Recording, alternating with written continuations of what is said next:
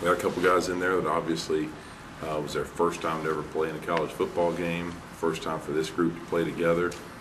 And with different guys, it was kind of a different set of factors. I had a couple of guys, I think, at times that were just a little bit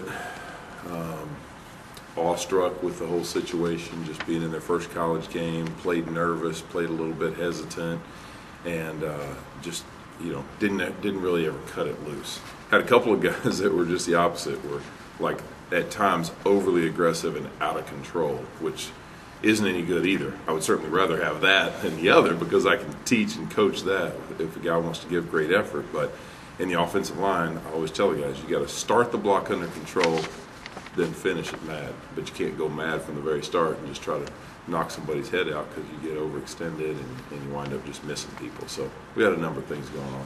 Is there any possibility of any changes in the lineup this week? Well, I don't know that there would be any change this week necessarily, but what I always tell the guys is, hey, you got to earn your position every week, and there's ongoing competition. And I told them all a number of different stories this week about situations I've had in the past where we started off a season and something happened with a guy and didn't perform well, and he finally got to the point where it just pissed me off enough that he was done right in the middle of a game, never to be heard from again. He was a fifth-year senior that had started 4 years and missed the last half of his senior year because he wasn't playing hard and wasn't playing well. Had some other situations where I had some young guys that weren't quite ready at the beginning of the season, but as the season progressed, they became ready and outperformed some other guys who I think just felt like they were entitled to positions. And I'm not saying that's going on here, but I wanted to just make sure that they were aware of some of the different things that can happen. And I think everybody's got to know if you don't perform on Saturdays, then they're. And now they understand that they got a book out there, and the book we presented wasn't very good against the run. They knocked us around and they had some good stuff against us. So I'm sure teams in the SEC will see that, and they're going to attack us on the ground.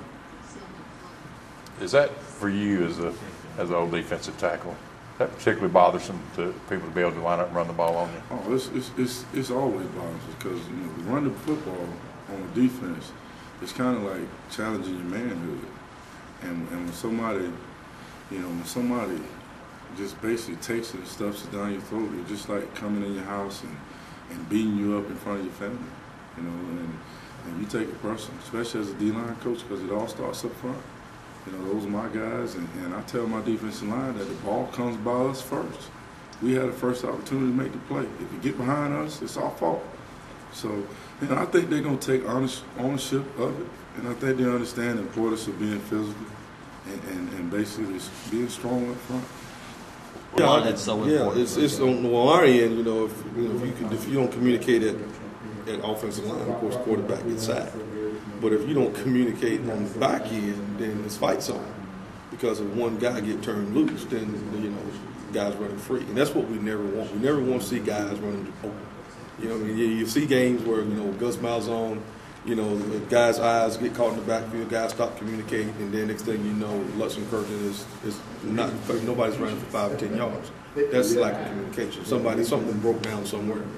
And so from the back end, you cannot ever not communicate with each other. You got to talk to each other all the time, even if it's simple gestures to each other, hand motions or some type of way. The communication always got to be up and moving for us on the back end. And we try to take pride to say that don't let anybody go unfree. If you catch a ball, make sure that that it's color on color. Somebody can see.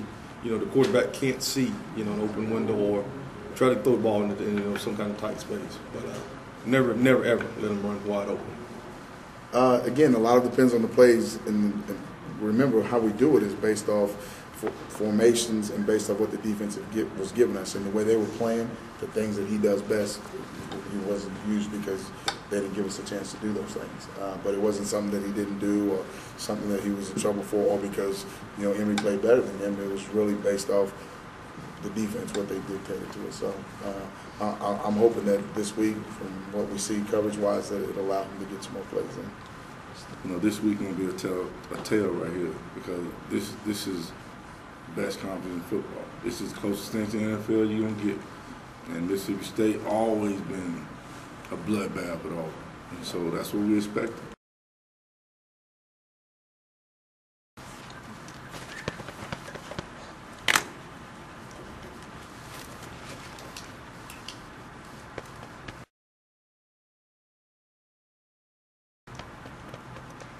Everybody ready?